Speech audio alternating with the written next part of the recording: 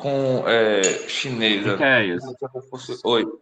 só avisando que comecei a gravar, então boa tarde aí para quem está aqui de novo. E Desculpa, professor. Desculpa, boa tarde. não Desculpa. tem nada que desculpar, não. Eu não avisei antes, não. E aqui, aí para quem está vendo agora, né? A gente começou agora e eu pedi para quem está aqui fazer perguntas, mostrar anotações, dizer o que achou do texto, né? E o Miquéias se prontificou. Então, pode continuar, Miquéias. Vou te interromper mais, não. Tranquilo. Eu estava, pela leitura.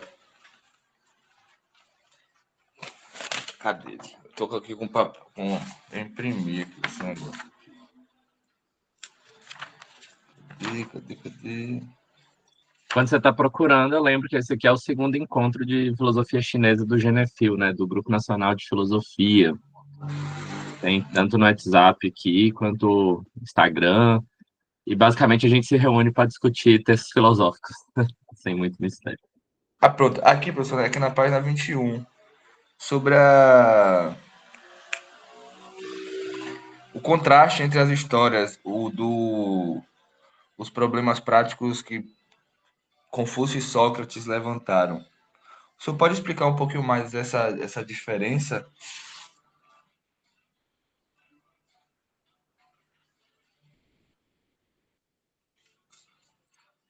Tava o microfone desligado.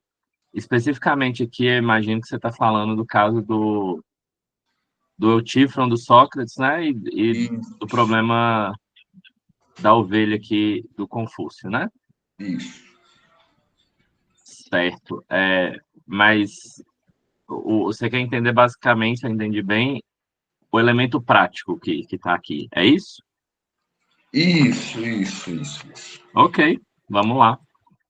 Então, assim, primeiro, para quem estiver ouvindo ou vendo depois, tem uma questão que o texto começa justamente esse problema que o Miquel está apontando aqui, né, com uma questão bem importante.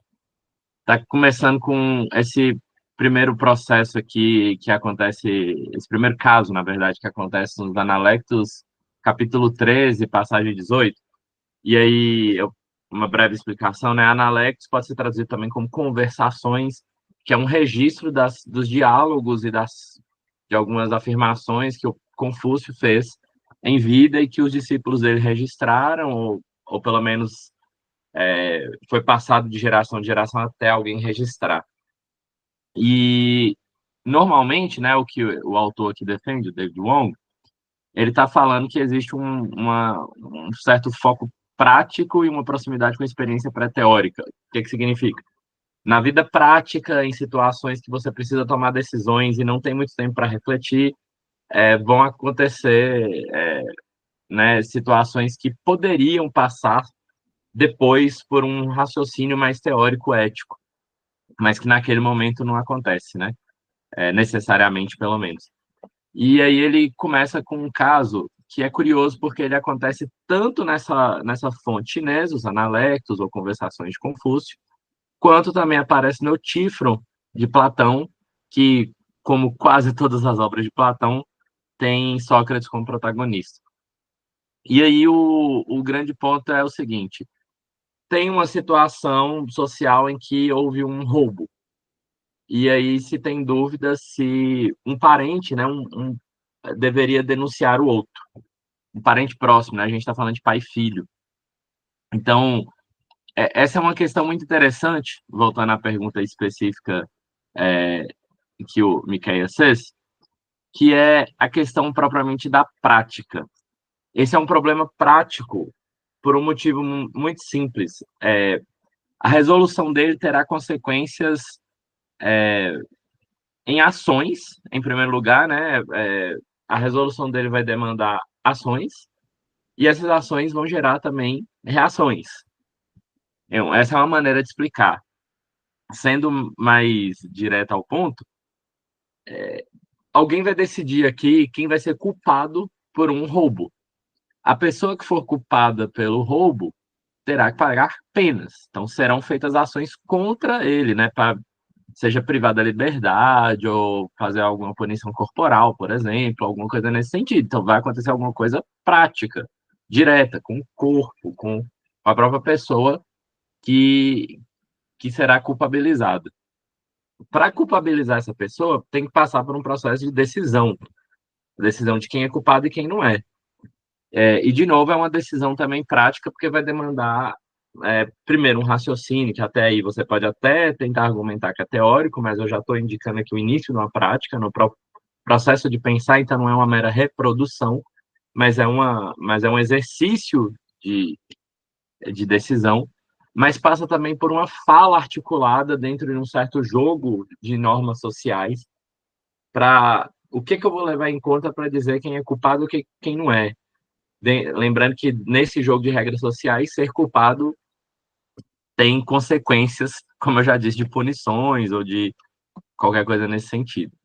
Então, percebam, é prático porque envolve ações, é prático porque envolve consequências diretas em relação à decisão, mesmo se a decisão, se quiser pensar a decisão como ainda teórica, ainda assim as consequências das decisões serão práticas. Então, eu pelo menos vejo nesse sentido, mas tem outras possibilidades, né? Como a frase do Wong, que vai resumir bem, a natureza do problema demanda uma resposta prática. Ou seja, aqui não é uma dúvida do tipo matemática, se esse é um círculo ou um quadrado, se quanto que é 4 mais 4, não é uma dúvida do tipo gramatical, não é uma dúvida do tipo que outra ciência, por exemplo, assim, metafísica, né? Qual é a ordem das coisas, qual é a característica da existência das coisas, um problema que demanda uma resposta do que vai fazer ou deixar de fazer. E se for fazer, como vai fazer, certo? Acho que diretamente sobre sua pergunta é isso, Miquel. Esclarece, ajuda alguma coisa? Ajuda sim, professor, ajuda sim. Eu tava um pouco assim, pegado disso aí. Eu tava imaginando algo semelhante, só que confundindo um pouco as duas questões. Mas obrigado. Ótimo, eu que agradeço. E para concluir, eu ainda acrescento que tem uma discussão longuíssima, de milênios aí, na verdade, sobre a natureza da área da ética, lembrando que nós estamos lendo um texto chamado de Ética Chinesa, ou seja, ética na filosofia chinesa. E assim como em outros casos, o caso grego, o caso indiano, ética está lidando diretamente com questões práticas, pelo menos a maioria do entendimento dos autores, ou no entendimento da maioria dos autores. Quando tem exceções, alguns casos mais modernos, né? Como Moore, que está pensando ali ética como uma reflexão teórica sobre a prática, mas, sobretudo, ética antiga, e é o que nós vamos trabalhar aqui hoje, e provavelmente ainda em alguns encontros, ética antiga é sempre pensando em alguma prática, sempre. Pelo menos no caso chinês é sempre, né? Essa distinção de uma ética mais teórica é, um, é, um, é uma visão bem contemporânea, aproximadamente do século XX para cá. Né? Pode ter alguém anterior que eu não estou me lembrando, mas o Moore escreve ali no início do século XX, no Princípio Ética. Ótimo. Emily, tem alguma pergunta, alguma contribuição, algum ponto antes de eu rolar aqui o capítulo, de eu fluir aqui o capítulo? Você tem uma pergunta, um comentário, algum ponto específico?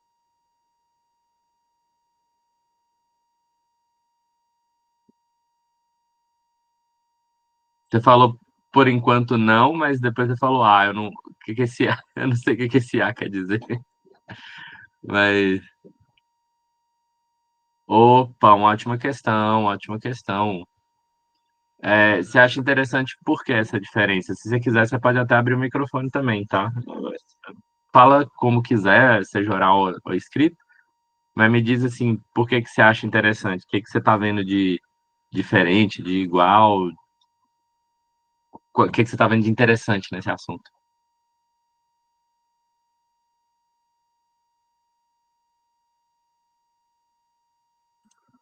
Enquanto ela está aqui, provavelmente respondendo de forma escrita, eu só vou adiantar que a pergunta dela cabe bem como uma ponte aqui já para esse tópico de do tópico 2.1.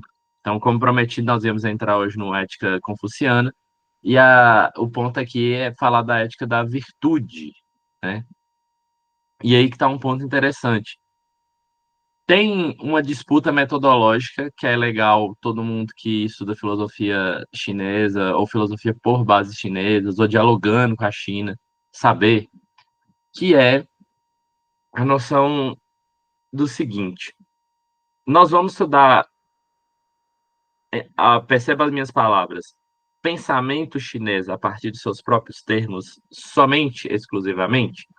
Essa é uma linha possível, né? É uma possibilidade real e alguns autores fazem isso, né? Alguns autores pensam por essa linha, o Roger Ames, o François Julian, por exemplo. Tem, mesmo algumas pessoas no Brasil já tentaram algumas vezes, mas nada como um projeto maior, assim, é mais algumas publicações pontuais. Existe também uma segunda linha, que é a linha de pensar a filosofia chinesa já totalmente adaptada a um vocabulário do que alguns vão chamar de filosofia ocidental, que não é como eu entendo. Eu prefiro entender como uma filosofia acadêmica que tem realmente uma forte influência europeia, norte-americana, mas que já é em grande medida internacional. Mas claro, com isso eu não estou minimizando o impacto desses dois locais que normalmente são chamados de Ocidente. O ponto é dizer que é mais por ser uma filosofia acadêmica do que um recorte regional, propriamente dito. E existe uma terceira linha que está tentando achar uma justa medida, está tentando achar uma justa posição entre as duas primeiras posições metodológicas, que é o que vai acontecer aqui nesse texto em particular. Esse texto, então, nem quer falar somente com vocabulário chinês, porque já está usando aqui termos que não são exatamente encontrados de maneira equivalente exata, tá? Ou sendo melhor aqui, de maneira exata em chinês, que é ética da virtude, por exemplo. Ao mesmo tempo, está usando uma série de terminologias próprias do vocabulário chinês, nesse caso aqui, confuciano, que é o tópico específico de hoje. Tipo, como a noção de Dao, a noção de Junzi, a noção de Zhen. Dito isso, nós veremos aqui tanto uma adaptação dos textos das fontes clássicas chinesas ao vocabulário acadêmico atual, que tem sim muita influência dos Estados Unidos e da Europa, né, nesse sentido, mas ao mesmo tempo, lembrando que o autor também, né, como chinês, ele está usando de vocabulários próprios chineses.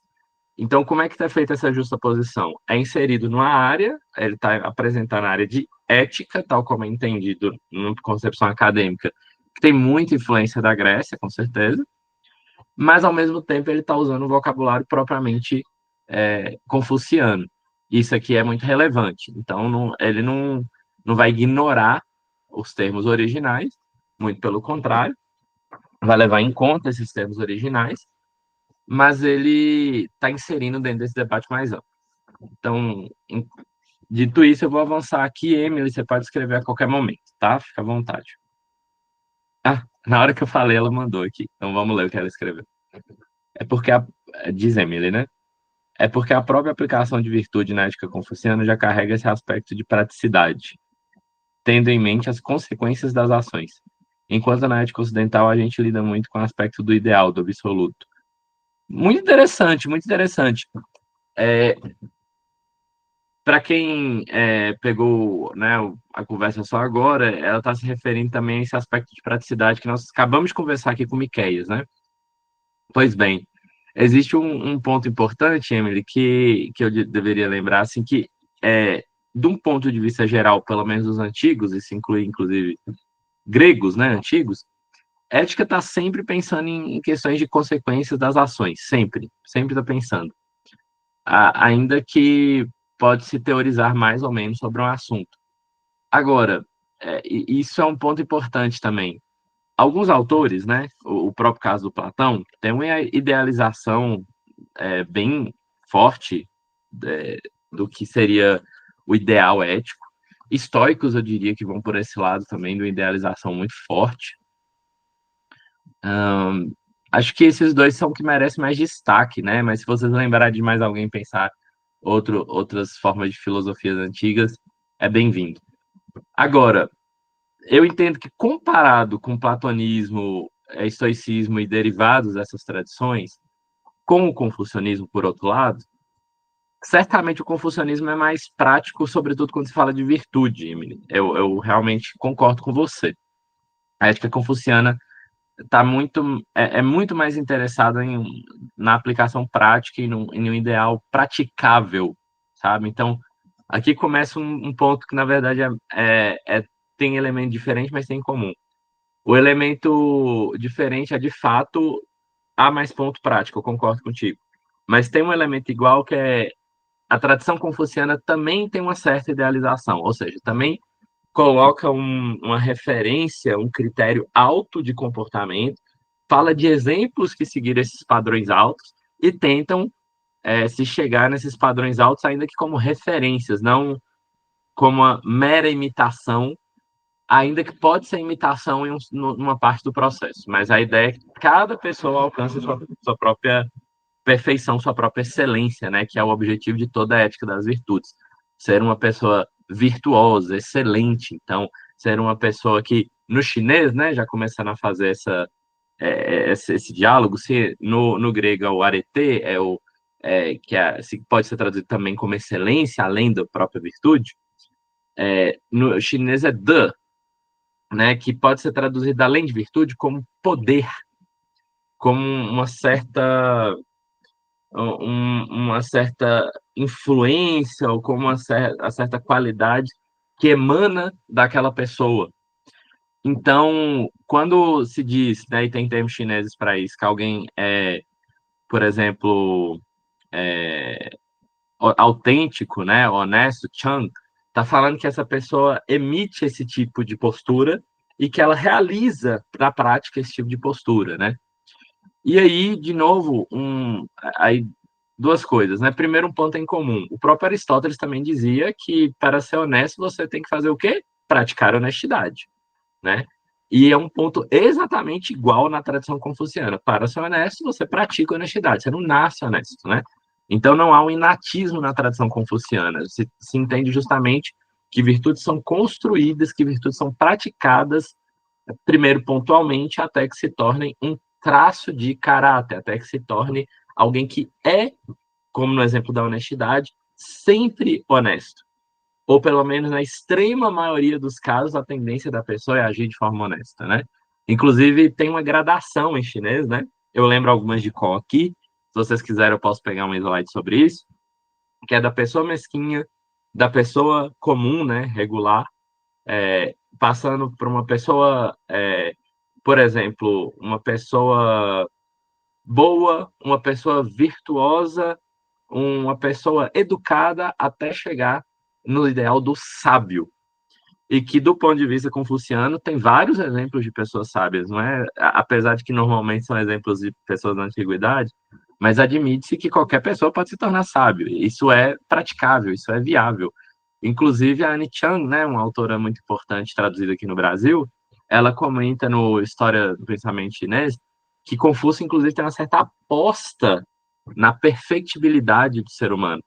Então, a ética das virtudes confuciana tem uma aposta na possibilidade do ser humano se tornar o mais virtuoso, o mais perfeito, o mais excelente possível. Isso quer dizer que todos vão se tornar? Não, também já é previsto em toda a ética das virtudes que não necessariamente todas as pessoas vão se tornar virtuosas e por isso mesmo tem classificações negativas, ou seja, de pessoas que são mesquinhas, são traiçoeiras, ou que são até normais, regular demais. Ou seja, uma hora ela pratica algo bom, outra hora ela pratica algo ruim. Não tem nada de muito destaque no comportamento dela, que nem vai atrapalhar totalmente a sociedade, nem também vai ajudar, né? Então, aí que está uma questão relevante, né? A virtude é construída, a virtude é sempre praticada, treinada, adquirida, e aí tem uma disputa interna se é adquirida com certo esforço ou adquirida de maneira mais natural. E isso eu deixo para daqui a pouco a gente voltar. Eu vou focar aqui nesses pontos específicos, e obrigado, Emily, pela pergunta, pelo comentário, na verdade, né? Foi muito bacana. E aqui eu vou continuar justamente nesses tópicos que, para quem já conhece, né, eu já até entrei neles, né? De nada, Emily, se ficou algum ponto aí a ser esclarecido, por favor, comenta mais aí, tá bom? Isso, Miquel e qualquer pessoa que estiver assistindo agora ou depois. Então, é um ponto importante aqui. Eu já adiantei a noção de virtude, para ser mais exato, né, de de, em chinês. Ele está aqui falando justamente entre a página 23 e 24. E depois tem essa noção de Junzi, que é um dos ideais que eu já disse aqui agora que não é o maior original, ou o maior ideal, desculpa, mas ele é o mais comentado, sem sombra de dúvida. O termo Junzi ele vai aparecer com mais força e com mais frequência, justamente para indicar que talvez seja muito difícil ser sábio. Mas ser uma pessoa educada, ou seja, uma pessoa que desenvolveu bastante virtudes, a um tal ponto que está muito próximo da sabedoria, ele certamente é um ideal mais forte. E aqui eu estou até de frente a um calendário que faz uma diferenciação muito interessante, que tem lá nos Analectos de Confúcio, entre o perfil do sábio e o perfil do Junzi, tá? Que eu traduzo como pessoa educada, que em inglês normalmente é traduzido como gentleman, né? E aqui ficou a tradução mais direta, que é de cavalheiro, né? Algumas pessoas, por exemplo, o Rosamund, junto com o Roger Ames, sugerem pessoa exemplar, que eu considero razoavelmente mais interessante do que cavalheiro, né? O termo originalmente significa filho do príncipe, mas adquiriu um sentido abstrato, simbólico, ético, no sentido de alguém que é nobre por se tornar nobre pelas suas ações e não por ter nascido nobre, tá? Então, voltando aqui ao calendário que eu comentei, o Junzi é essa pessoa, então, que pelo comportamento se torna nobre, se torna moralmente elogiável, vamos dizer assim, se torna um exemplo de pessoa. E aí, por Confúcio, é comparado com uma montanha, né? Justamente por ser uma pessoa sempre correta, sempre firme nos seus princípios, de alguma maneira, como o próprio Confúcio encarnou em sua vida, né? O próprio Confúcio, muitas vezes, quando precisava se decidir entre ter uma vantagem pessoal ou falar a verdade, ter uma vantagem pessoal ou tomar uma decisão mais justa, ele sempre decidia falar mais a verdade ou tomar uma decisão mais justa. Pelo menos assim ficou registrado. E arcava com as consequências disso, que era às vezes ser expulso, que era às vezes ser perseguido, que era às vezes é, receber até piadas, chacotas, mas ele manteve esse ideal até o fim, mesmo muitas vezes reclamando, que mostra uma certa, de novo, esse elemento prático, pré-teórico, né? Mostra Confúcio várias vezes os analectos reclamando de como eu não consigo, porque as pessoas não me ouvem, porque as pessoas não querem ser corretas, porque as pessoas não querem ser corajosas, íntegras, né? Porque sempre, porque várias pessoas que eu conheço estão buscando sempre vantagem, porque mesmo os meus discípulos é, estão cometendo tantos erros, né? Então ele tinha esse caráter também muito humano, de lamentação, de achar que as coisas estão indo para um lugar ruim, também tem esse aspecto, né? E o próprio Confúcio em nenhum momento se diz sábio, isso é muito importante. Mas ele é classificado por muitos discípulos e autores posteriores como um Junzi, como um educado, né? E depois foi classificado também como sábio, posteriormente também, tá? Mas ele mesmo não se autodeclarava sábio. Então, se o Junzi, se a pessoa educada ou a pessoa exemplar, ela é como a montanha, que mantém firme nos seus princípios, apesar de qualquer elemento contra, né, do contexto, do ambiente. Por outro lado, a pessoa sábia é como a água, ela se adapta, ela segue um fluxo das coisas, inclusive um fluxo natural dela, que uma referência também à água sempre descer, a água sempre fluir, nunca ficar parada, e se ficar parada apodrece, né? Mas sempre que pode fluir para alguma direção, a água flui. Então, enquanto o sábio tem essa característica de adaptabilidade, a pessoa educada tem a característica de se manter firme no princípio, né? Não é que não perceba isso como contradições ou como polos, mas como talvez fases. O Junzi precisa estabelecesse dentro do princípio para conseguir mostrar que realmente, para si mesmo, em primeiro lugar, que absorveu, que de alguma maneira vive, transparece, é coerente com seus princípios a partir de suas ações. Então, como diz o rap do Emicida, né? Confúcio chama atenção para que tem que haver uma semelhança, uma proximidade entre o que se faz e o que se diz. Então, nesse sentido, o Junzi está muito preocupado com essa coerência interna, tá? Muito preocupado em ser uma pessoa coerente. Enquanto o sábio, por ser sábio, ele já é naturalmente tão coerente que ele consegue fluir sem ter que pensar em ser coerente. Né? O sábio, então, está num outro nível de conseguir ser ético, usando as palavras de Confúcio, sem ofender ninguém. Né? Ele consegue ser corajoso sem ser violento, consegue ser honesto sem cometer o que eu chamo de sincerocídio. Né? Ele consegue. Deixa eu ver um outro exemplo aqui de virtude. Aqui uma virtude que ainda não apareceu aqui, mas já adianto, né? Ele consegue ser filial sem ser, digamos assim, uma pessoa que não sabe reconhecer o erro dos pais. Então tem aqui uma naturalidade na prática da virtude, que, claro, foi conquistada, né? Mas que se a pessoa é sábia é porque já chegou num nível muito avançado nesse sentido, tá? Um termo que eu não falei até agora, né? É esse termo Dao, que esse tópico está esclarecendo. E esse termo Dao, ele é muito complexo, mas no confucionismo é mais fácil de entender do que, por exemplo, no daoísmo, como nós veremos bem depois. Então, o Dao, para os confucianos, é um termo que, literalmente, né? Aí no dicionário mesmo, significa algo como caminho, via, trajeto, caminhar, alguma coisa nesse sentido. E pode ser expressar também, pode ser o verbo falar ou expressar. Pelo menos no sentido antigo, tá? Hoje não se usa nesse sentido. E para cada tradição chinesa, o Dao tem um significado mais específico. Para os confucianos, o Dao é o caminho, é o modelo, é a forma de se expressar, cujo maior exemplo são os reis sábios da antiguidade. Isso significa duas coisas.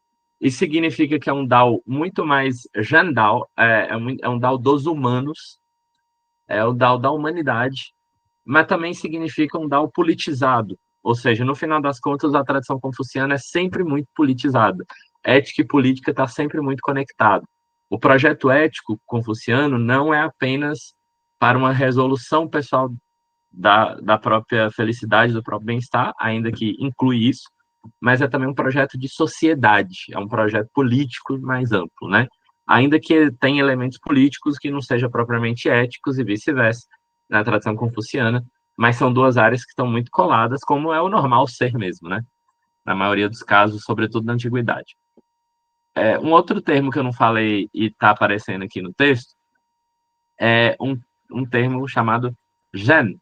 Perceba que é a mesma pronúncia, tá? A mesma pronúncia que eu fiz para a palavra pessoa, tá? E aí, eu queria até tentar fazer uma coisa, deixa eu ver se eu consigo. E acho que não tem mais essa opção, pessoal. Então, não sei se vai dar. Mas tinha um quadro antes, dava para desenhar aqui no Google Meet. Se tivesse a opção, eu faria. Mas eu não estou vendo essa opção. Se alguém souber aí me falar que se existe essa opção. Se não, eu posso fazer um outro recurso também. Que é mostrar no Google como é que aparecem esses termos para vocês verem. Porque mesmo no próprio texto não vai aparecer. Né? Então, peraí que eu vou compartilhar uma outra tela. Então, vocês estão vendo uma pesquisa no Google que eu fiz com o termo gen aqui. Eu vou colocar imagens para aparecer. Esse é o termo gen de pessoa. Quando eu falei Dao Gen, eu estava pensando aqui, no caso, propriamente de pessoas, né? De ser humano, tá? Como nessa imagem aqui à direita, antiga, se tornou essa imagem à esquerda aqui, tá? Agora perceba que eu vou escrever um caractere chinês, né, um Hanzi, um pouquinho diferente agora.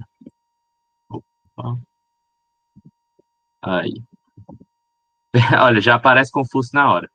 Perceba que é muito parecido com aquele outro. Então, é uma imagem aqui é, da pessoa com o número 2 do lado. Aí tem até Confúcio aqui simbolizado, né? Essa versão aqui também, que basicamente, no sentido mais antigo, significava simplesmente duas pessoas. Só isso. A grande questão é que de duas pessoas começou a ter um sentido de humanidade, a coletivo de ser humano. E aí, então, esse é um primeiro significado desse caractere aqui, gen, que é composto por literalmente caractere de pessoa, que também se pronuncia gen, com o número 2. Mas existe um significado propriamente ético, que é o significado da virtude da bondade, que eu volto no texto.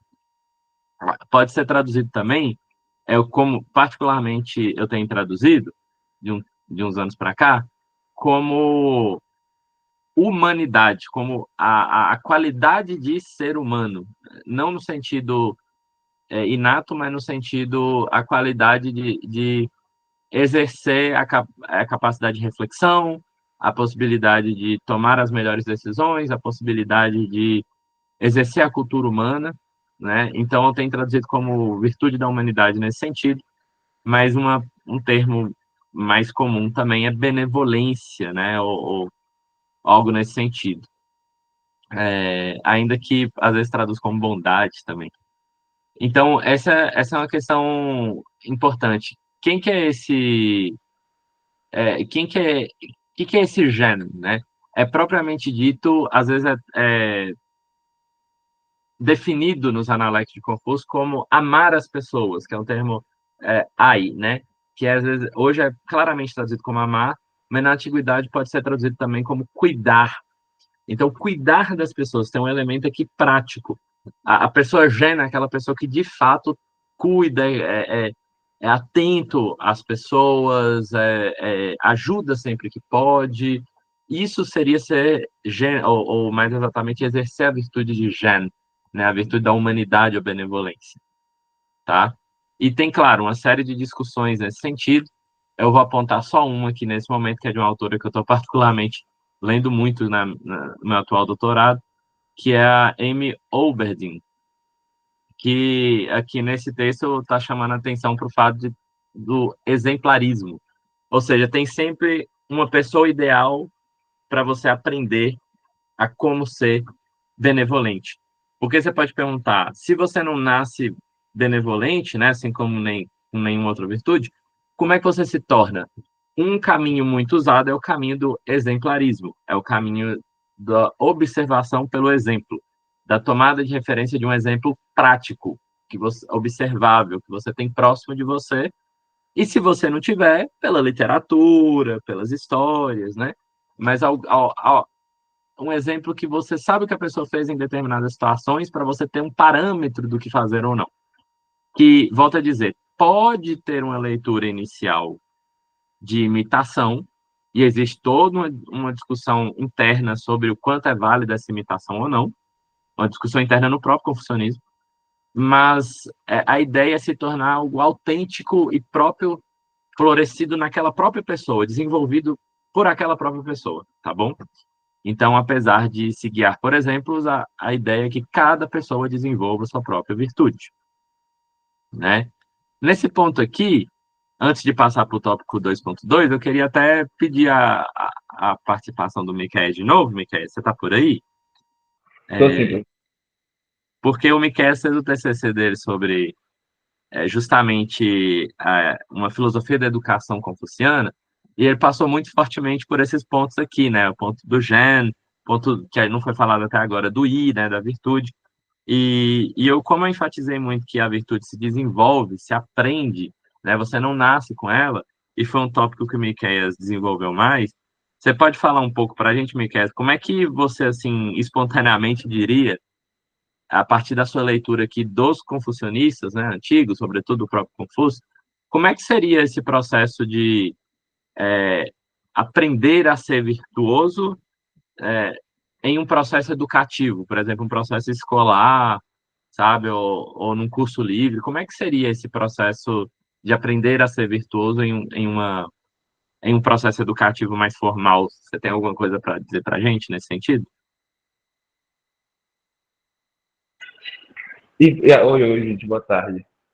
A- Então, professor, eu acho que o principal ponto, acho que o ponto crucial, e que a gente vai achar, pelo menos eu encontrei nas filosofias confucianas que eu pesquisei, é a importância da figura do Junzi para que se construa esse aprendizado, esse Xie, né? Então, eu acho que, tanto nessa questão como o senhor falou da imitação, tipo, o estudante, aquele que veio para o estudo, que não tem um tema aprendido ainda de forma satisfatória e tudo mais, vai precisar de um modelo, de algo que a gente sabe, pelo menos um ponto de partida para se desenvolver novas práticas. Então, dentro desse contexto educacional, o Junzi, ele tem essa característica. Ele vai ser um modelo para a criança, não tem como. O sábio sempre é o modelo da sociedade, sempre vai ser aquele que as ideias serão colocadas adiante, que os conceitos serão trabalhados. E dentro da sala de aula, tendo esse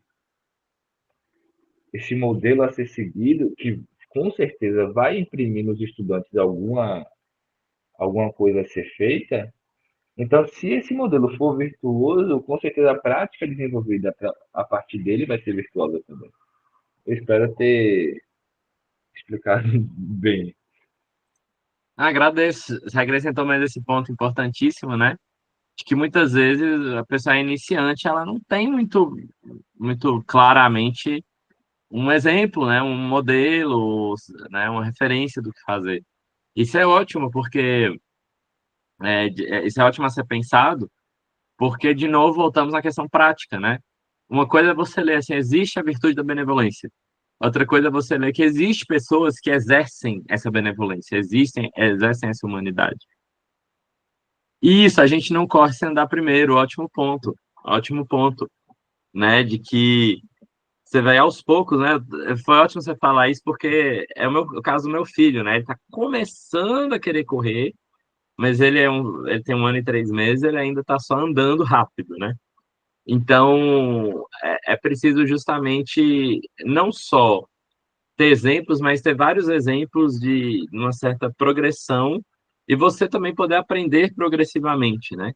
Aqui, ao contrário de algumas tradições que vão já colocar um certo elemento assim já está dado, né?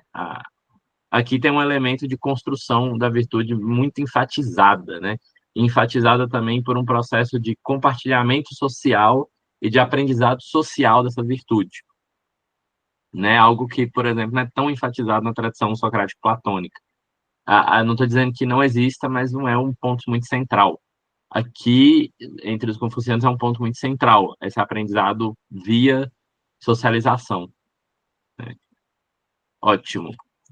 Seguindo aqui, existe uma centralidade do li, né, que é muitas vezes trazido, no meu entendimento, de maneira correta, como ritual. Tem uma certa polêmica se ritual é uma palavra correta aqui, porque lembraria assuntos religiosos, mas quando você começa a ler, você já, né, já não demora muito para notar que eles não estão falando estritamente de práticas religiosas, ainda que possa incluir dentro do, do escopo mais geral dos rituais, existe um ponto específico que é de rituais religiosos, né? Mas está se pensando em rituais de maneira gerais, rituais como cumprimentar, dar bom dia, cantar um hino nacional, é, entrar na sala de aula num horário e sair em outro, ou seja, padrões comportamentais sociais. Exato, Emily. Estaria mais para costumes, mas no sentido de um certo padrão de costumes, tá? É um sentido mais forte do que só costumes, que é o termo su em chinês. Então, se está falando de um hábito, um costume de uma maneira mais simples, de uma maneira mais generalizada e até mais fraca, aí é su. Se falou li no texto, é porque não é apenas um mero costume, mas é um certo padrão, é um certo uma certa padronização de um costume, uma certa padronização comportamental. Mas com certeza tem a ver com isso, tem a ver com isso sim, né? Então, aqui está um ponto que eu não sei se eu vou concordar com o leitor, com o autor, de que o Lee seria central, mas eu vou dizer que é o diferencial. Isso é uma leitura um pouquinho diferente que eu faço do David Wong, porque é o seguinte, é um certo consenso de que a virtude principal a confuciana é o Zhen, né? E de que todos estão buscando também a sabedoria. Então, se todos querem ser sábios, também estão buscando a sabedoria. Então, eu diria que né, esse Shan, sabedoria, e Zhen, humanidade ou benevolência, são os pontos altos, são os pontos mais centrais mesmo. Mas o Li é um diferencial do método confuciano que, por exemplo, você não verá em autores gregos. Né? Que eu saiba, não tem nenhum autor grego que tem uma elaboração sobre rituais. Se alguém souber de algum, por favor, me mostre. Mesmo entre indianos, por exemplo, que existe sim uma elaboração sobre rituais, mas é no sentido mais propriamente religioso mesmo. No caso chinês, tem uma elaboração tão forte, sobretudo entre os confucianos, que o termo Li, ele adquiriu também, e o estudo sobre Li adquiriu um status até mesmo entre os primeiros cientistas sociais, como Radcliffe Brown, que elogia os confucianos como já tendo uma espécie de sociologia pré-científica, sabe? Já tem uma certa teoria social muito parecida com que os sociólogos vão fazer no século XX, né?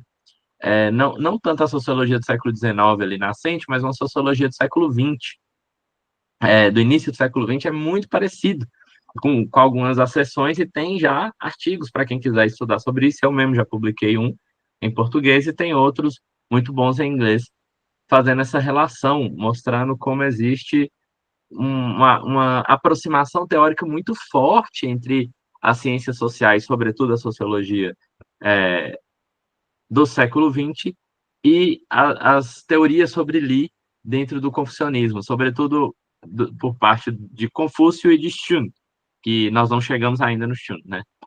Daqui a pouco. Mas, feito assim uma breve explicação, né, que a Emily nos ajudou aqui também a entender a noção de Li como um costume, um hábito, mas no sentido de um padrão desses hábitos, desses costumes. É um sentido mais forte, então. Tem também o fato que eu coloquei de que seria muito mais um destaque, uma formulação rara de se encontrar em outras fontes teóricas, tá? E aí, tem uma questão muito importante que o Li aqui é muito mais um processo que é uma possível interpretação como o do Shun aqui, que tem um sentido instrumental, mas eu diria mais do que instrumental aqui, tem um sentido metodológico. Então, a prática dos rituais ela é um método de como se tornar virtuoso, de como imitar corretamente, mas também de como modelar as emoções, como vai aparecer em vários textos confucianos, mas também de aprender qual é a hora e qual é o lugar de se expressar. Então, no ritual você aprende um senso de oportunidade, o que em inglês nós é mais famoso falar como timing, né? Tem o Kairos lá na Grécia também, que é o tempo ajustado, um tempo correto das coisas. O ritual vai te ensinar o tempo correto social, especificamente, tá? Mas aí que está uma coisa muito interessante. Na tradição confuciana, o ritual social tende a imitar uma ordem cósmica, tende a imitar uma ordem natural.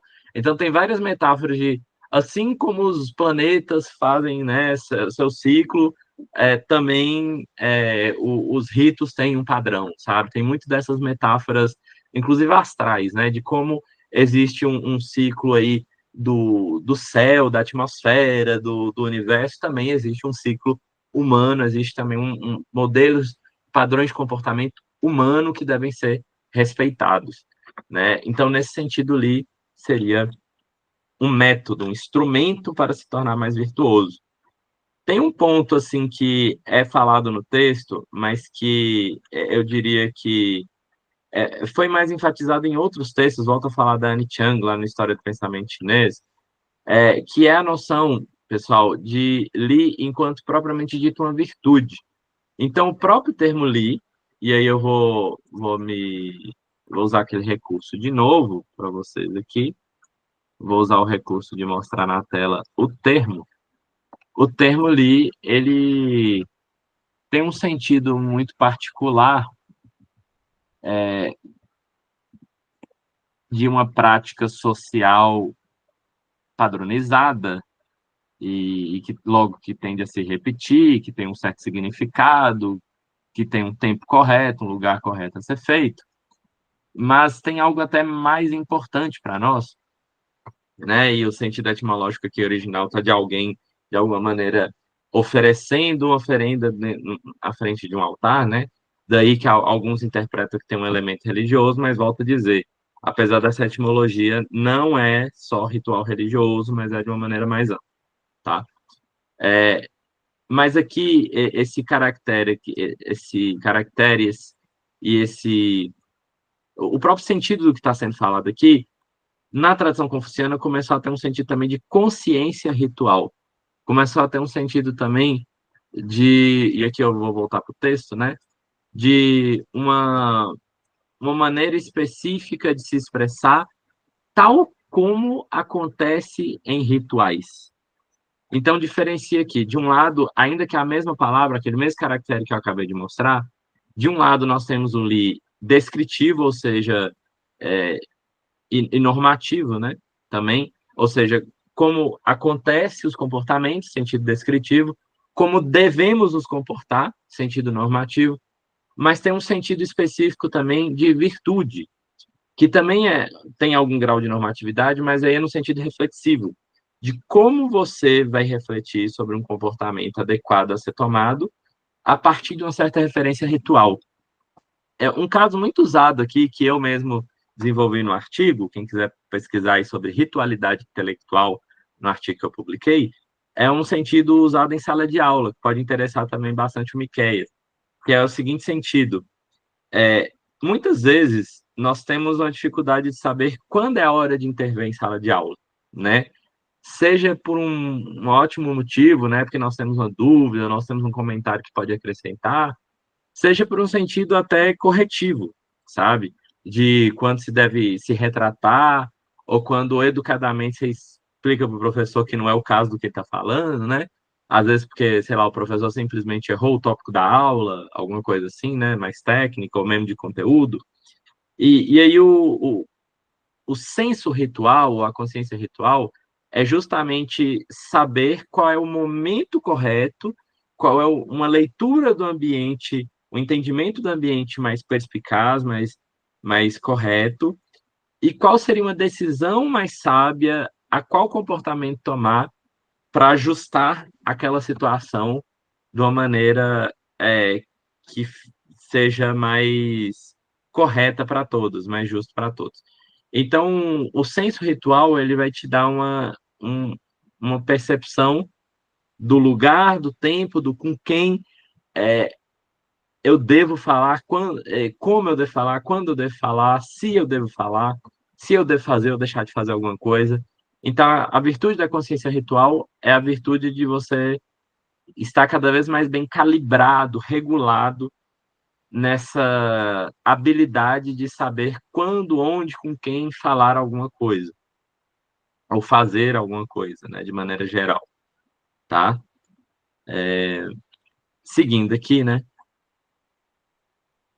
Seguir aqui em alguns pontos, porque eu acredito que nós avançamos bastante no ponto do Li, então eu vou avançar aqui no última questão. Boa, Emily, o famoso tato social, sim. E aí, enquanto uma virtude, né, seria um tato social excelente, no termo chinês, um certo poder que você adquiriu para exercer o tato social, e se for de fato uma virtude, não um comportamento virtual somente pontual, um comportamento virtuoso, desculpa, somente pontual, se for uma virtude, você exerce esse tato social com frequência, né? Aí quanto mais frequência, mais virtuoso. Tem um outro ponto aqui, então, que é essa relação. Você aprende a ser mais benevolente, ou seja, quando ser benevolente, com quem ser benevolente, quando ser benevolente, é, justamente através do ritual. Então, existe um par conceitual muito importante, que ele vai aparecer sobretudo de novo no Shun, que é o conceito de Gen Li, que é o conceito de ser humano com consciência ritual, né? Ou seja, ter consciência ritual ao ser benevolente, alguma coisa nesse sentido. As traduções são realmente muito grandes. E aí você pode ter o Li seria uma virtude auxiliar ao Gen, tá? De novo, um uso instrumental aí nesse sentido, tá? Eu vou avançar bastante aqui nesse ponto. Vocês vão ver que essa parte do Li aqui é realmente enorme, tá? Tem vários pontos aqui, vários pontos que poderiam ser tratados, mas eu vou focar mais nesse específico, né? Tem uma aqui que vale a pena também falar, tá? Antes de ir, que é um ponto da dimensão estética, tá? Que o Lee desenvolve. O Lee desenvolve também uma certa forma de se expressar. Logo, tem a ver com uma certa aparência, tem a ver com uma certa maneira perceptível do comportamento. E aí que tá. Dentro dos Lee, ou seja, dentro dos padrões sociais de comportamento, ou simplesmente rituais sociais, existe também a possibilidade dos rituais estéticos, como da música, da poesia, né? E eles são também instrumentos pedagógicos de aprendizado. Aprendizado do quê? A como se tornar um ser humano mais virtuoso, a como se tornar um ser humano mais sábio, tá?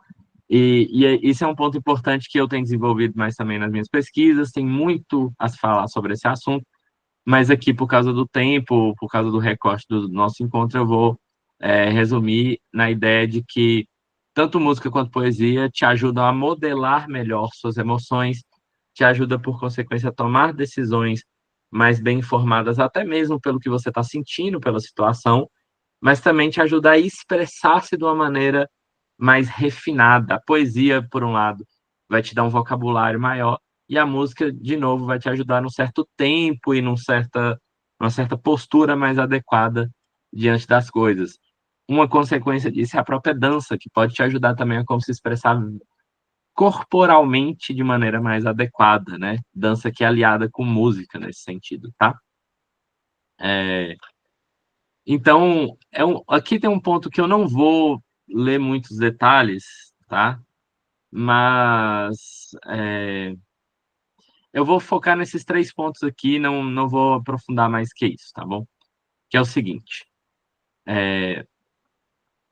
priorizar os interesses individuais sobre os interesses grupais ou coletivos quando esses estão em conflito é uma característica da autonomia individual.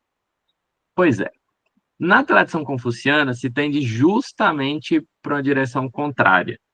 Não no sentido de negar a autonomia, não no sentido de entender que você não pode ir contra. Eu já falei no início da conversa que Confúcio muitas vezes ia contra um comportamento social ali que estava acontecendo, que certamente não era ritual, mas era um comportamento social, era um costume social ali de, por exemplo, buscar mais vantagens, né, buscar conluios políticos. E então, assim, o confucionismo, de maneira geral, aceita, sim, a ética confuciana, claro que aceita a autonomia individual, mas a prioridade está no social.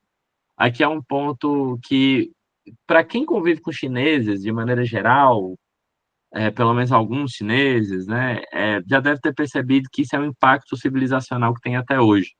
Como muitas vezes eles são chamados de coletivistas, né? Ainda que isso é um termo mais tendencial, isso não é 100% dos chineses assim, né? Mas é muito forte entre os chineses a ideia de coletivismo. Então, as virtudes aqui é um termo que está sendo bastante desenvolvido, sobretudo por filósofos coreanos, tá? Para quem não sabe, o confucionismo teve uma expressão muito forte na Coreia, e mesmo hoje, não sendo uma visão política talvez a mais popular da Coreia, mas é a mais de fundo, a mais tradicional, a que eles têm mais estofo, que eles têm mais acúmulo de informação. E tem alguns autores coreanos que ressaltam essa noção de valores relacionais Alguns vão dizer até, propriamente dito, virtudes relacionais, tá? Ou seja, virtudes que você aprende e exerce em relação com outras pessoas, justamente em relação é, social. E como eu disse, eu não vou mais insistir nesse ponto, mas basicamente está tentando uma justaposição equilibrada, harmônica entre essa autonomia individual, inclusive reflexiva, inclusive que pode ir contra o social se necessário, e uma certa posição de harmonia do social. Aqui já começou a dar uma resposta lá para o caso é, aquele caso prático do início do texto, né? Teve um roubo, foi um parente seu, que posição você toma, né? E aqui a dica confuciana é justamente estabelecer, primeiro, uma autonomia reflexiva sobre qual critério você vai utilizar para pensar o assunto, mas também como você vai deliberar, como você vai tomar uma decisão e fazer alguma coisa sobre isso, mas também tá chamando a atenção para o fato de que é importante levar em conta o bem social, o bem coletivo. E isso, percebam, não dá uma resposta clara. Não é dar uma resposta direta do tipo proteja seu familiar, proteja seu parente. E nem dar uma resposta imediata, não, o bem comum mais geral é que importa, então denuncie o seu parente, né? Ou entregue se perguntarem sobre o seu parente. O próprio Confúcio muitas vezes defendia a ideia de proteger o parente, mas isso nem sempre vai ser unânime mesmo entre os confucionistas, tá?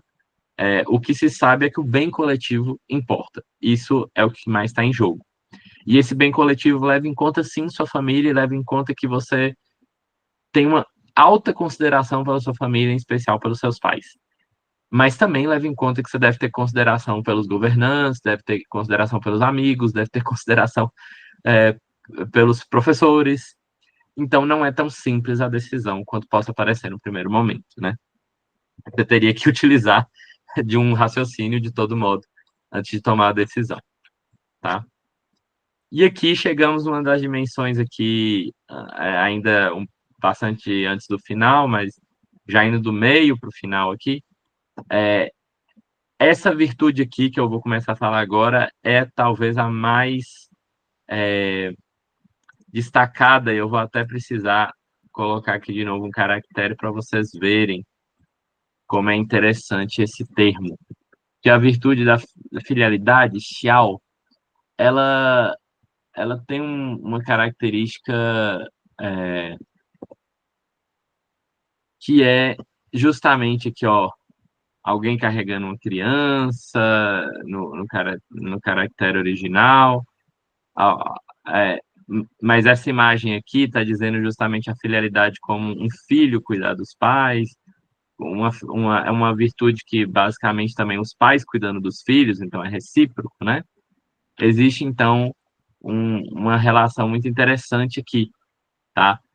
Olha, esse caractere aqui talvez seja mais interessante, a caractere não, desculpa, essa imagem sobre o caractere seja uma das mais interessantes. Um filho carregando alguém mais velho, ou seja, os pais, né? Então, essa outra imagem aqui pode ser significativa, né? O filho massageando a mãe que está massageando a avó, né? Ou então o filho trazendo comida para os pais. Então tem essa relação aqui e tem inclusive um texto só disso, tá? Tem um clássico escrito chamado Xiaojing, o clássico da filialidade. Alguns vão traduzir, numa tradução que eu considero razoavelmente polêmica, como piedade filial, né? E piedade aqui como uma certa postura de forte respeito, né? Mas que é polêmico porque é entendido normalmente como uma tradução de viés muito cristão, justamente na noção de piedade usada em teologia cristã, apesar de que, por exemplo, vários autores latinos não cristãos, né, de tradição religiosa romana mesmo, eles vão usar o termo piedade também para falar de seus deuses, né? Então, não necessariamente o termo piedade é cristão, mas de fato os tradutores ali do século XIX que mais utilizaram esse termo, essa tradução como piedade filial, eles eram missionários cristãos. Então, vou admitir que muitas vezes é a leitura do tradutor mesmo, uma leitura cristã do tradutor, tá? E aqui, curiosamente, tem um contraste muito grande entre cristianismo e confucionismo. Porque se no cristianismo é declaradamente mais importante valorizar a Deus, a divindade, né? A piedade, a divindade, seja entendendo, assim, por exemplo, especificamente Jesus ou a Trindade como um todo, ela tem uma centralidade a tal ponto que se você, como o próprio Jesus diz na Bíblia, né, se você tiver que escolher entre seus pais e Deus, né, e o caminho do céu, entre seus irmãos, sua irmã, ou o caminho do céu, escolha o caminho do céu, escolha Deus. Para os confucianos seria o contrário, sabe? Por exemplo, se tivesse um determinado ritual e para esse ritual você estaria prejudicando a sua família, prefira a sua família do que o ritual, né? Prefira a sua família do que a crença em qualquer divindade. Ainda que os chineses historicamente são muito religiosos do jeito deles especificamente, né? Culturalmente situado ali deles, mas no caso confuciano tem sempre uma diretriz de dar preferência para o familiar e não para uma noção abstrata de Deus ou mesmo para um ritual religioso mais prático também. O que você está lembrando do seu TCC? Conta aí para a gente. Essa parte das, das regras sociais que elas não são imutáveis, elas são a partir da consciência social de que é bom para a sociedade. Que a própria civilização chinesa ela passou por vários costumes, várias mudanças sociais profundas e isso mostra, né, como a filosofia chinesa no geral tem a tendência de valoriza muito o ritual, mas só se esse ritual tiver uma utilidade prática, tiver um benefício amplo. Boa, boa, boa. Boa, Miquel. Especificamente ainda sobre a filialidade, e que está pensando, né, assim como o Miquel está falando, está pensando num projeto social aqui, não é uma questão de mera relação familiar, mas tem também uma relação aqui de como esse comportamento vai exercer impacto em toda a sociedade. Aqui se tem um aspecto de obediência aos pais, e não é que você não possa discordar, mas se discordar, tem que discordar com mais jeito, com mais gentileza, né? Com bastante respeito, tá? Como se diz aqui. Então, existe todos esses elementos, mas tem também algumas sutilezas, como nesse lado aqui, ó. Por outro lado, Chunzi declara que seguir os requisitos de moralidade em vez dos desejos do pai de alguém al- é, é parte da mais alta norma de conduta. Então, mesmo entre confucianos, esse é um tópico que não vem pronto. Isso é muito importante, pessoal, porque muitas vezes vão tentar argumentar que não existe de fato reflexão ética, mas só reprodução de moralidade entre os confucianos. E aqui está um exemplo claro de como isso é uma inverdade, de como não é assim que procede.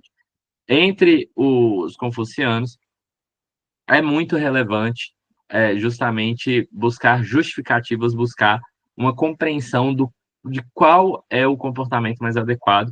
E eles discordaram bastante entre eles. E justamente na busca por discordar ou por concordar, houveram justificativas, houveram racionalizações. Então, não é simplesmente assim, Xiao não se trata de simplesmente obedecer os pais, ponto final. Em alguns casos, você vai ter que desobedecer. Em alguns casos, é mais ético, é mais virtuoso desobedecer. Mas, como regra geral, seria obedecer. Se não puder obedecer, você explica com gentileza, você faz a devida justificação para os pais. E em casos muito extremos, né, dos pais, por exemplo, te prejudicarem fortemente, ou serem pessoas assim que também prejudicam muito a sociedade, você pode sim tomar um partido contrário, né? E então todas as possibilidades aqui existem conforme uma boa justificação, como qualquer ética, certo? aqui tem uma questão que até minha, tem uma nota até minha, que é a nota do organizador do livro, que fui eu mesmo que escrevi. Lembra quando eu falei aqui há poucos minutos atrás que existe uma gradação, né? Você vai tratar mais a sua família e seus pais do que outras pessoas, né? Eu falei de maneira implícita, agora estou falando explícita.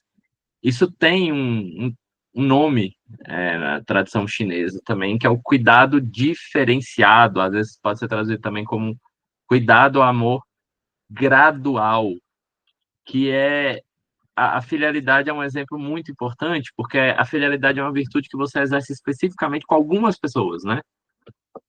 Isso é muito relevante, tá? E mais, as pessoas mais próximas do seu círculo de convivência, normalmente seus pais, né? Em alguns casos, pode ser com outras pessoas, né? Com seus responsáveis, né? Com quem te criou, com quem te cuidou. A grande questão, pessoal, é que, e aqui é realmente muito importante notar, existe, então, um processo que é o seguinte: você vai tratar com mais ênfase, melhor algumas pessoas, mas não significa que não vai tratar bem outras, tá? Não está dizendo que faça o contrário com outras, não. Do ponto de vista confucionista, trate todo mundo bem, mas trate os pais, ou quem quer que seja que te cuidou, melhor ainda. E para eles existe uma ressonância, tá? De novo, a questão do que o Miquel colocou, do impacto social. Existe uma ressonância aqui, e Confúcio fala claramente em vários trechos dos Analectos que quem é filial também será um bom ministro, ou simplesmente também vai obedecer seus governantes. Então, eles percebem, se você treinou bem em casa a ética, você vai exercer bem também fora de casa. Se você não treinou bem em casa a ética, também vai ser antiético fora de casa. Então, existe uma progressão e uma graduação também. A progressão no sentido de em casa você vai aprendendo e vai exercendo isso, vai expandindo para outros círculos externos, sociais, até o círculo dos totais desconhecidos, do outro lado do mundo e tal. Então, é para ser ético com todo mundo, mas você aprende primeiro com os mais próximos. Isso inclui também uma graduação. Você também vai tratar melhor ainda os mais próximos e vai tratar bem todas as outras pessoas, mas em diferentes graduações, tá?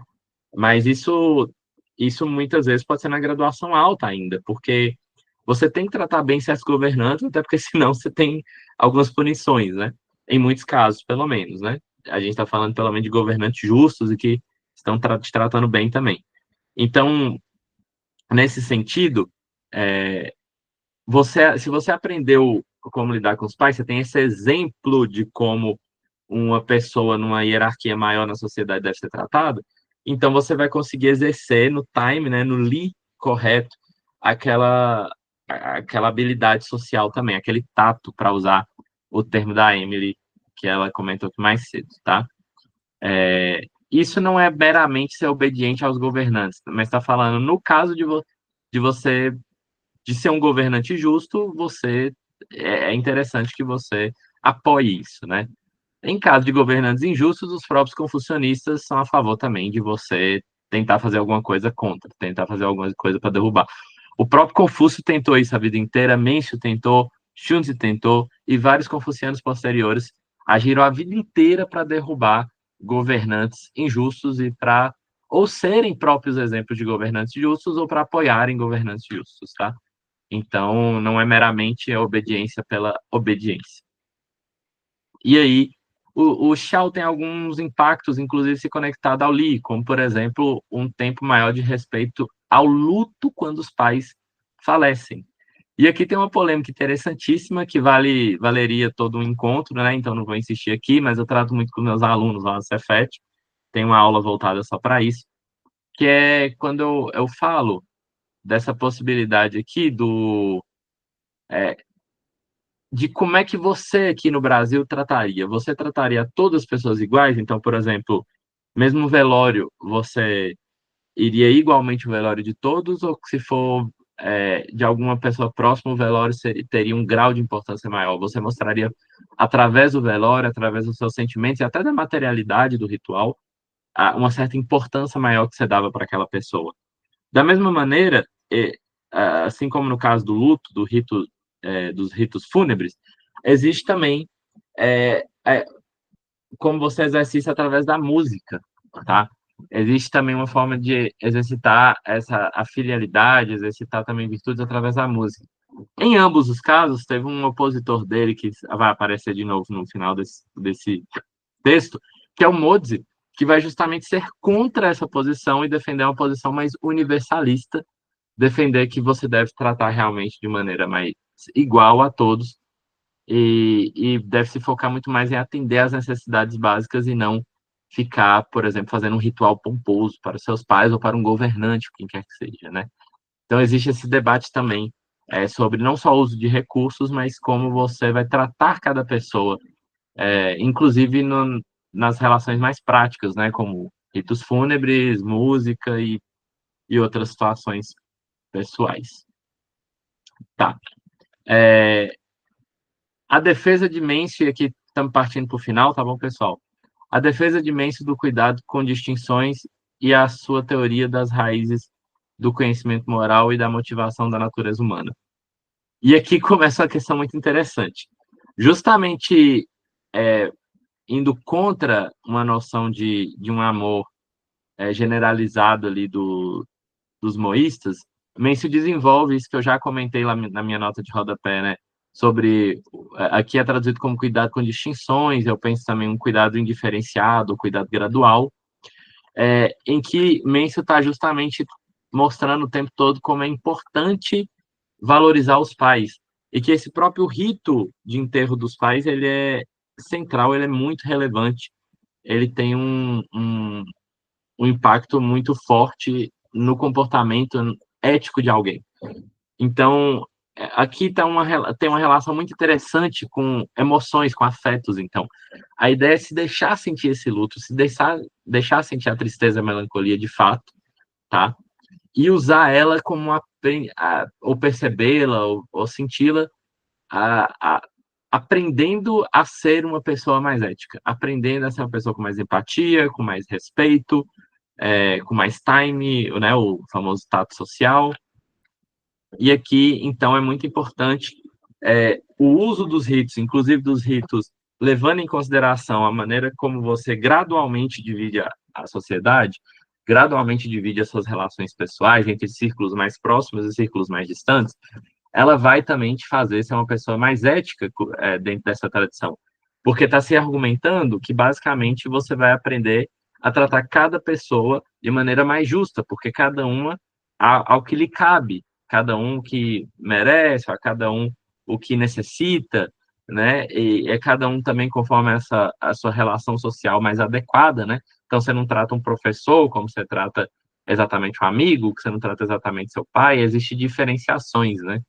E isso é um ponto importante aqui para nós brasileiros, né? Muitas vezes aqui nós confundimos, né? Muitas vezes os pais querem ser muito amigos dos filhos sem esquecer que o papel deles é outro, né? Não que não possa ter uma relação amorosa com os filhos, no sentido de amorosa paterna ou materna, né? Mas certamente não é uma relação de amizade. A relação de amizade é mais horizontal. A relação de pais e filhos é mais vertical, é mais hierárquica. Então, é importante estabelecer que tem diferentes tipos de relações sociais. Lembra da semelhança com a sociologia que eu comentei mais cedo? Tem uma teoria social confuciana, então, dos vários tipos de relações sociais e como o ético é justamente tratar cada um da maneira que é mais adequada, da maneira que é mais justa. E não como os moístas defendem, que é tratar todo mundo igual. Igual no sentido até de indiferenciado. Os confucionistas estão falando, não, você trata justamente de forma diferenciada. E isso é o mais ético. Se você tratar todo mundo igual, você não está estabelecendo justamente quem são esses círculos, mas não está estabelecendo quem tem mais valor ou menos valor também. E aqui é importante que mais ou menos valor conforme uma posição moral, conforme uma posição de valor social e não inato, não de riqueza, né, e por aí vai. Tem vários pontos aqui do Mencio, mas que eu vou focar no último aqui, que é os 4 do ano, né? Muitas vezes se traduz como sementes, né? Como a tradução da professora Royetia. Que isso, querido, muito obrigado. Eu acho que eu proponho a gente fechar talvez aqui, e eu volto nas 4 quatro raízes aqui do Mêncio. O que vocês acham? Pode ser, Miquéias, Emily, a gente pode voltar no Mêncio aqui depois, eu falo dessas quatro raízes do Mêncio?